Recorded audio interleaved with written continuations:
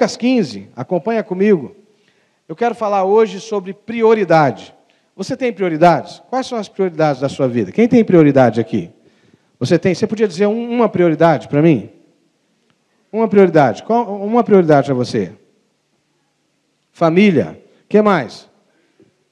Pode falar. Hein? Filhos. Alguém aqui acha que trabalho é prioridade? Ninguém acha que trabalho é prioridade. Meu Deus. Né? Não é? A Bíblia diz que o reino de Deus é prioridade, não diz isso? Buscai, pois, em primeiro lugar o seu reino e a sua justiça. Quando você olha para as prioridades de uma pessoa, você conhece o caráter daquela pessoa. Porque a Bíblia diz que onde está o seu tesouro, aí também estará o seu coração. É simples assim. Quando você reconhece as prioridades de uma pessoa, você conhece a pessoa. A gente que gosta de ler, a gente chega na casa, quando a gente chega na casa de um amigo, a primeira coisa que a gente olha são os livros, né? Porque pelos livros que tem na biblioteca pessoal daquela pessoa, você já tem uma ideia de mais ou menos como é aquela pessoa. Né? Lá em casa não dá para fazer muito isso não, porque tem livro de tudo quanto é jeito lá. Mas assim, por aquilo que é importante para nós entendemos o que é prioridade, como é que a nossa vida se desenrola, se desenvolve. Porque todos nós tendemos a organizar a nossa vida a partir das nossas prioridades. Não é verdade? Não é assim? Você organiza o seu tempo, você gasta mais tempo, mais recurso financeiro, você gasta a energia da sua vida com aquilo que é importante para você. E hoje eu quero compartilhar as prioridades de Jesus, para que de alguma maneira, se nós queremos andar com Jesus, se nós queremos viver como Jesus, se nós queremos desfrutar da vida de Jesus, nós precisamos compartilhar das prioridades dele. E eu vou lendo o texto aqui ao pouco, para a gente ganhar tempo. Lucas 15, Jesus conta 3 parábolas. Porque os fariseus estavam murmurando e reclamando, não é, por conta de que Jesus recebia e se assentava com pecadores. Aí no versículo 3, Jesus diz assim: então lhes propôs Jesus esta parábola. Qual dentre vós é o homem que, possuindo 100 ovelhas e perdendo uma delas, não deixa no deserto as 99 e vai em busca da que se perdeu até encontrá-la? Achando-a, põe-nos sobre os ombros, cheio de júbilo, e indo para casa, reúne os amigos e vizinhos, dizendo-lhes: alegrai-vos comigo, porque já achei a minha ovelha perdida. Digo-vos que assim haverá maior júbilo nos céus por um pecador que se arrepende do que por 99 justos que não necessitam de arrependimento. A primeira coisa que Jesus, respondendo às indagações dos fariseus, Jesus diz assim: a minha prioridade são os perdidos. A prioridade de Deus são os perdidos. São aqueles filhos amados que não ainda foram acolhidos, envolvidos nos braços amorosos de Deus. Eu convivi com uma família, na minha cidade de origem, que um dos seus filhos tinha deixado de frequentar, sumido, desaparecido, perderam notícias dele. Aquela irmã devia ter uns 5 a 6 filhos, era uma família grande, numerosa, muitos netos, todo mundo ao redor dela, todo mundo cercava a vida dela. Mas aquele filho que estava faltando gerava uma angústia tão grande. Eu não posso imaginar o que é para uma mãe, para um pai, perder completamente a referência de onde estão os seus filhos. Sabendo que o filho está vivo ou não sabe, porque não tem notícia nenhuma. Um filho que se perdeu e perdeu a referência total dele. Aquela irmã orou por quase 20 anos pelo seu filho. E a gente que estava junto, às vezes ficava com o sentimento que ela podia deixar, né? Fechar esse ciclo, né? A gente nem sabe se esse filho está vivo, esse filho é adulto. Se ele achasse que essa mãe é importante, talvez ele voltaria para essa mãe, ele daria uma satisfação, mas não. Aquela mãe incansavelmente orou pela vida daquele moço e pela família dele por mais de 20 anos. E graças a Deus ela ainda teve em vida a chance de reencontrar esse filho. Da mesma forma, irmãos, Deus não abre mão dos filhos que se perderam. Porque às vezes nós olhamos para os perdidos como pessoas que não querem fazer parte do clube religioso que a gente participa, da denominação que a gente participa. Mas para Deus não é assim. Deus não nos criou para viver longe dele. Deus não criou ninguém, embora Ele saiba que alguns não vão querer, porque o amor dele é tão grande que é capaz de obrigar que alguém fique com Ele. Mas para Deus não tem filho melhor, não tem filho mais amado. Todos os filhos são igualmente amados, tanto que por amar tanto esses filhos, Ele deu o primogênito. Ele deu o primeiro, em favor desses filhos. O primeiro recado de Deus, hoje, é para você, talvez, que nos visita a igreja, e que talvez pode se sentir assim, meio que perdido, meio que deslocado. Deus não desiste de nenhum de nós. O amor de Deus vai ao encontro de cada pessoa, de cada homem, de cada mulher, de cada indivíduo. Por mais difícil, contraditória, confusa que possa ser a sua história, o amor de Deus não desiste de nós, porque Deus espera por nós, como um pai amoroso que aguarda pelo seu filho voltar. Sabe? Você consegue pensar, quem tem filhos aqui? Quem tem mais de um filho aqui? Tem mais de um filho, não é? Quem tem 2 filhos? Levanta a mão para ver. 2, 3 filhos, deixa eu ver. 3, 4 filhos. Quem tem 4 filhos? Olha aí, ainda tem gente. 5 filhos. Tem alguém que tem 5? Olha aí, tá vendo? 6 filhos. Tem alguém que tem 6 filhos? Deixa eu ver.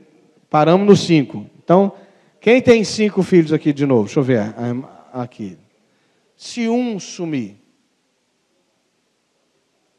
mas você tem 4. Não dá para ficar só com os 4? Não. O 1 vale muito. É assim que Deus olha para cada perdido. Entende? É assim que Deus olha para cada perdido. Eu não consigo imaginar, sabe, ter que viver sem a presença dos filhos. O pai amoroso tem saudade dos filhos que ainda não levam em consideração que ele está sonhando com você. Talvez você ainda não tenha uma aliança com Jesus, talvez você ainda não desenvolveu uma aliança com Jesus. Jesus, quando olha para você, olha como um filho que ele está esperando voltar para casa, abraçar, acolher e envolver nos seus braços. Irmãos, se essa é a prioridade de Jesus, se nós amamos Jesus, se nós nos importamos com Ele, a gente devia ser solidário com Jesus. Quem ama Jesus aqui? Quando você olhar alguém que não conhece a Deus, você vai dizer assim, é aquele filho que Jesus perdeu. Olha, você não sabe como que o pai está ansioso pela sua volta. Você não sabe como o pai chora pela sua vida. Você não sabe como o pai espera e sonha o dia que você entra pela casa dele. Você não sabe como o pai tem ansiado pela sua volta. Sabe, irmãos, às vezes nós olhamos o crescimento da igreja e a chegada de novas pessoas como quem olha uma empresa crescer. Como se nós estivéssemos promovendo o crescimento da organização chamada Catedral Metodista de Petrópolis. É muito mais do que isso. Nós estamos envolvidos num serviço que toca o coração do Pai que nós amamos tanto. Nós nos encontramos com Ele e fomos acolhidos por Ele. E Ele disse, que saudade de você, filho. E a gente sabe que o coração do Pai sofre por cada filho que está desgarrado. E por isso nós nos envolvemos nesse negócio. É claro que nós ficamos felizes com o crescimento da igreja, mas é muito mais do que isso. Nós não ficaremos satisfeitos enquanto tiver uma vida que precisa de Jesus. Nós devíamos estar com o nosso coração quebrantado, doendo, porque o Pai está sofrendo por aquela vida que está perdida. Se eu amo Jesus, eu amo as prioridades de Jesus. Eu me envolvo naquilo que é prioridade para Jesus. E os perdidos são definitivamente uma prioridade absoluta para Jesus. A segunda parábola é uma parábola também muito interessante, que fala da mulher que perdeu uma dracma. Uma dracma era uma moeda. E provavelmente o texto quer falar de um conjunto de moedas que compunham o dote dessa mulher. Ela perde uma dracma. E para ela aquela dracma é preciosa. E o que ela faz para achar essa dracma de novo? Ela dá uma faxina na casa. Ela arruma a casa, ela mexe. Quem gosta de fazer faxina aqui, tirando todos os móveis do lugar? Tem alguém que faz isso? Né? É aquela irmã ou irmão que vai fazer faxina e manda todo mundo para fora de casa. Não é verdade? É assim, irmã? É. Põe todo mundo, põe tudo de perna para o ar. Se o marido ficar lá, põe ele também de perna para o ar. Não é verdade? Coloca tudo, levanta, tira tudo, mexe tudo. E às vezes, mexendo, você acha coisas preciosas. Sabe o que essa parábola diz para mim? Que para Jesus, em função do perdido, tudo pode mudar. Quando nós assumimos essa ênfase pastoral, bíblica, de ser uma igreja em movimento, a gente não estava querendo falar de uma moda. Não é modismo, né? Não é nome, né? Porque nome nós já temos, graças a Deus. Mas é uma forma de dizer que nós somos uma igreja que se move, que está pronta para fazer mudança a todo tempo. Nós estamos prontos a colocar as cadeiras de perna para o ar. Nós estamos prontos a fazer mudanças, porque o Pai amoroso disse que quem prioriza os perdidos, mexe na casa, faz faxina, põe luz, arruma, para poder ver e achar aquilo que está perdido. Sabe, queridos, nós precisamos estar dispostos a mexer na nossa vida para viver a prioridade do reino. Muitos de nós procuram Jesus como Nicodemos, que olha para Jesus e pergunta assim: o que eu faço para herdar a vida eterna? Né? E Jesus diz para ele assim: você se importa de nascer de novo? Porque às vezes a gente acha que se fizer um arrumadinho, um ajustezinho já está bom. Mas o convite de Deus é para a gente fazer uma mexida completa na nossa vida. Como Zaqueu, lembra? Zaqueu chamou Jesus em casa, confessou os seus pecados, disse que estava arrependido, queria restituir de quem ele tinha roubado. E estava disposto a submeter a sua vida e a sua casa a Deus. Eu vejo pessoas se aproximando da igreja, do ministério da igreja, sem às vezes permitir que o Senhor da igreja faça mudanças na sua casa. Você conhece aquela casa que está tão arrumadinha que não dá para receber visita? Quem tem filho pequeno, você já foi na casa de alguém que você ficou desesperado pelos seus filhos, porque a casa dava uma impressão de intocável? Já foi em casas assim? Não. Casa de vó normalmente não é assim, né? Porque casa de vó as crianças chegam e fazem mais bagunça do que na casa dos pais, não é verdade? Que a avó abre a casa, já está preparado, já está arrumado, faz, entre aspas, né? Faz o que quer, não é? Não é verdade? Isso é muito comum, às vezes, em casal novo, né? Casal novo que está com a casa assim, arrumadinha, né? Aquela foto que ele tirou da revista, ele vai lá e coloca a casa do jeitinho que ele viu na revista, mesmo que não seja com os móveis caros da revista, mas ele dá um jeito, né? E arruma a casa, está bonitinho. E aí, quando chega gente com criança, dá aquela passada de rabo de olho, não é? Quem quer o novo dentro de casa, quem quer filhos novos, quem quer gerar vida dentro da casa, sabe que precisa arrumar a casa para poder receber os filhos. A gente está vivendo, por exemplo, uma experiência aqui na nossa igreja de um crescimento expressivo e que nos enche de alegria dos nossos adolescentes, não é? E esse lugar aqui se tornou uma casa para eles. E eu quero que vocês digam para os nossos líderes que estão aqui que aqui é mesmo uma casa para eles. A gente fica feliz que eles venham para cá cantar, louvar, adorar, que eles passem o dia inteiro aqui. A gente fica feliz, não dá para dormir, né? Mas a gente fica feliz que eles se sintam em casa aqui.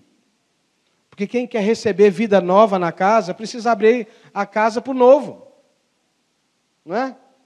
E vida nova mexe com a ordem da casa. Quem tem filho pequeno, que tem brinquedo na sala? Quem está nessa fase ainda, que os brinquedos estão na sala? Hein? Está tudo ali. Que quando nasce, né? Imagino aqui o pastor Guto, assim, que é esse exemplo de organização, né? Você já viu? Até a barba dele é organizada, né? Né? E assim, aí você tem a caixinha para bola, a caixinha para lápis de cor, a caixinha para isso, a caixinha para aquilo. Aí vai passando um tempo, aí a criança leva tudo para a sala, faz aquela... Ontem mesmo, no meu corredor, assim, a Isabela estendeu ela fez uma cabana. Só que a cabana era no meio, assim, né? Uma coberta estendida, um edredom jogado no chão, e as bonecas lá no chão. Era uma cama para as crianças. Para as crianças não, era para as bonecas. Não é? E eu disse, olha, tem que arrumar isso aí. E ela disse, pai, mas deu tanto trabalho. Eu falei, mas está no meio do caminho, né? Está no meio do caminho. Aí eu fui lá e tirei só a cobertura da cabana, né? Está lá ainda as coisas no chão, a caminha das bonecas e tudo. Porque se eu não tiver disposição de aceitar a mudança na ordem na minha casa, para que os meus filhos cresçam com saúde, tenham a possibilidade de brincar, descobrir a vida, para que eu vou ter filho? E a mesma coisa é a igreja. Se a gente quer ter vida nova na igreja, nós precisamos estar dispostos a mexer com a nossa vida, a mexer com o nosso tempo, a mexer com a nossa agenda, a mexer com a nossa organização. Que se faça tudo novo. Não é? Eu tenho certeza que para alguns, a gente procura, por exemplo, no culto da manhã, que a gente procura manter um padrão, a turma lá do som já tem uma orientação de manter um padrão do som um pouquinho mais baixo, porque tem pessoas que já estão mais idosas e o som provoca uma irritação, eu sei disso, tenho consciência disso, porque eu tenho só 40 e poucos, mas assim, alguma coisa já me agride, não é? Mas é maravilhoso chegar no culto da nossa galera, da nossa juventude, ou no culto e ver o som rachando, mas eles quebrantados aqui, dando glória a Deus, vivendo um encontro novo com Jesus. É melhor aqui do que lá na rua. Não é verdade? Quem é feliz de ver o seu neto na presença de Deus aqui? Quem tem os netos na presença de Deus? É bom? É bênção? É bênção. Mas para ter igreja para os netos, para ter igreja para os filhos, para ter igreja para os bisnetos, a gente tem que fazer mudanças. É claro que não vai ser só a igreja deles, a casa da gente não vira só a casa das crianças, não é verdade? Não, tem lugar para todo mundo, não é verdade? Mas tem um lugarzinho para os seus netos lá na sua casa, não tem? Não tem? A gente não vai deixar mexer na nossa carteira, a gente não vai deixar mexer em lugares que são caros para a gente. Lá em casa, até o meu banheiro não dou conta de arrumar. O banheiro, as crianças também tomaram posse. Quem é casado que as crianças tomaram posse do seu banheiro? Lá em casa também é, mas tem alguns lugares que são meus. Isso está preservado, mas tem que haver disposição de fazer mudança. Eu estou sendo claro com os irmãos? Eu estou conseguindo, para receber o novo, tem que estar aberto para fazer mudança. E graças a Deus, essa igreja tem tido a sensibilidade de fazer isso. Eu digo que nós somos uma jovem igreja de 123 anos. Porque nós temos pessoas de todas as idades aqui. Nós temos células para todas as idades aqui. E eu vejo todo mundo se sentindo acolhido, se sentindo feliz, tendo lugar. Tem lugar para todo mundo, tem espaço para todo mundo, não é? E que bom que é assim, e que continue assim, e que a gente esteja disposto a crescer mais nisso. De dar espaço para o novo. De vasculhar a casa para receber o novo. Terceiro lugar, e eu termino, não é? Não sou presbiteriano não, mas vou ficar nos 3 pontos. O terceiro lugar é que eu preciso ter disposição para acolher o fruto do amor. A parábola do filho pródigo. Eu priorizo o perdido, eu arrumo a casa para o perdido, e eu tenho disposição para acolher o perdido. É interessante que o pai amoroso, ele está sempre à disposição e disponível para deixar que o filho faça a escolha que ele quiser fazer. Mas quando o filho escolhe voltar, tem que ter lugar para voltar. Tem muitas pessoas vivendo na rua que têm lugar para voltar, mas não se sentem acolhidos em casa de volta. Sabia disso? Eles têm vergonha de voltar para casa, porque serão censurados pelos da sua própria família. E não é à toa, não. É porque alguns deles aprontaram muito antes de sair, feriram a família, não é? Esgotaram os recursos da família. Não é por acaso, não. E aí muitos têm vergonha de voltar, constrangimento de voltar. Às vezes o problema foi um vício que acabou dominando e consumindo toda a vida. E permanecem na rua porque não se sentem bem-vindos de volta na casa. A igreja precisa ser um lugar onde os perdidos se sentem acolhidos. Hoje uma pessoa que está chegando para a nossa igreja disse assim: eu me senti em casa aqui, pastor. Eu me sinto em casa aqui. Nós precisamos gerar um ambiente acolhedor, onde os perdidos se sintam em casa. Desde lá da portaria, que haja um sorriso no nosso rosto, uma mão estendida, um abraço aberto, para fazer festa. E nós não teremos o comportamento do filho mais velho, que é filho, mas está perdido dentro da casa do pai, que tem uma síndrome, um complexo de inferioridade, que diz para o pai: eu trabalho aqui a vida inteira, e ninguém me vê, ninguém me dá nada. E o pai diz assim: meu filho, é tudo teu, querido. Agora o seu irmão estava perdido e foi achado. Nós temos que celebrar a vida dele. Nós temos que celebrar a vida dele. É muito comum entre crianças, quando você tem mais de um filho, e é o aniversário de um, aí um recebe presente, o outro não. Tem uma geração de pais que está fazendo um mal terrível aos filhos, que para tentar aplacar, né, não ajuda o filho a entender que agora é hora de celebrar a vida daquele irmão. Né? Eu não estou te censurando, mas pelo menos lá em casa eu digo: não, hoje é dia da festa de fulano. Às vezes o outro quer presente também. Não, agora o presente é dele. É a hora de celebrar o nascimento dele, a vida dele, a vitória dele. Por que eu tenho que receber presente toda hora? Por que se tem que dar presente para um, tem que dar para o outro também? Como assim? Não é verdade? Não. Hoje, por exemplo, nós estamos celebrando a vida de vocês, e isso enche o nosso coração de alegria. Eu não preciso falar do ministério do outro irmão que já está aqui há muito tempo. Não, hoje é a vida de vocês que está sendo celebrada. Tem momentos que a gente celebra a vida que permanece fiel por décadas. Graças a Deus por aqueles que têm permanecido fiéis por décadas e que mantêm o ministério dessa igreja vivo. E nós precisamos, em nome de Jesus, gerar dentre nós um ambiente de acolhimento, onde todas as pessoas se sentem abraçadas, acolhidas. E posso dizer para vocês, não é o pastor que vai fazer isso. Eu tenho tido a grata experiência de que quando eu chego, um monte de gente já chegou antes de mim. Deus tem me dado... Ontem mesmo eu tive a oportunidade de fazer uma visita e a pessoa disse assim: pastor, eu estou muito grato, porque fulano, beltrano, ciclano não me largam, estão comigo, estão me ajudando, estão lutando comigo. E é bênção demais, porque aí quando eu chego para celebrar. Ou então para atender causas muito urgentes, porque a igreja está sendo pastora, a igreja está acolhendo, a igreja está cuidando, a igreja cuida um do outro, porque esse é o ministério da igreja. Isso acontece em todos os segmentos.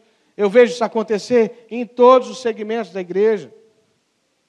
Não é? Em cada segmento da igreja, quando um falta, o outro liga, o outro chama atenção. Quando morre alguém, a gente, infelizmente, por ser uma comunidade grande, a gente está sempre lidando com a morte de algum ente querido, mas é impressionante como que Deus sempre levanta uns 2 ou 3 que estão lá junto na hora da morte também, para dizer que aquela família que está sofrendo pertence a uma casa, a uma família, a um lugar de acolhimento. Sabe, irmão, é prioridade no reino de Deus que os filhos se sintam abraçados e acolhidos. Amém? Que os filhos se sintam abraçados e acolhidos. Talvez você tenha se sentido sozinho, e eu já tive que lidar e ver pessoas sozinhas dentro da caminhada com fé. Rompa com isso. Decida você mesmo ser parte de algo que Deus está fazendo. Participe de uma célula, participe de um ministério, participe de um grupo da igreja, de um grupo societário, de uma das oficinas que nós temos aqui. A gente tem de tudo, se você quiser aqui. Tem ginástica para jovem, para idoso, tem artesanato, agora vai ter dança de salão para crente, hein, irmãos? Para crente, para casal, só para casal. Até isso vai ter, viu, Josué? Olha aí. Né? A Avante está começando um projeto de dança para casais, só casal. Né? Não vai ter aquele negócio de troca de casais, não. Só casal. Dança para crente. Vai funcionar segundas-feiras, está começando amanhã. Né? Estou pensando, acho que eu não tenho muito assim. Acho que eu sou meio duro, porque na minha época de menino dançar era pecado, né? E é claro que dançar as músicas lá do mundo a gente não vai não, mas a gente quer celebrar a vida de Jesus, amém? E a gente dança sim, porque a Bíblia está repleta de dança. Davi dançou, Miriam dançou, um monte de gente dançou, né? Na presença de Deus, e eu também danço, amém, irmãos? Tem a turma do hip hop, tem balé, tem tudo, você pode fazer o que você quiser, mas ache um grupo para pertencer. Tem crochê, tem pintura em tela, tem célula, tem de tudo, né? Tem jiu-jitsu se você quiser lutar. Se sua pegada é mais, né, Flávio? Né? Fica em pé aí, Flávio, fica em pé. O Flávio e o Douglas não está aí hoje, né? Flávio e o Douglas, eles coordenam uma célula de jiu-jitsu aqui toda quinta-feira. Não é? Você pode, mas você precisa ser parte de alguma coisa. Parte. Porque na casa do Pai tem que ter lugar de acolhimento para todos. Amém, irmãos? As prioridades de Jesus é que o perdido seja achado, que a casa se arrume para receber o novo e que a volta do perdido seja celebrada em nome de Jesus. Amém? Vamos ficar em pé? Vamos ficar em pé.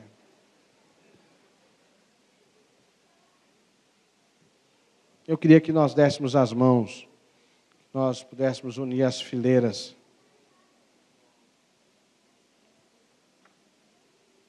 Você podia dar a sua mão.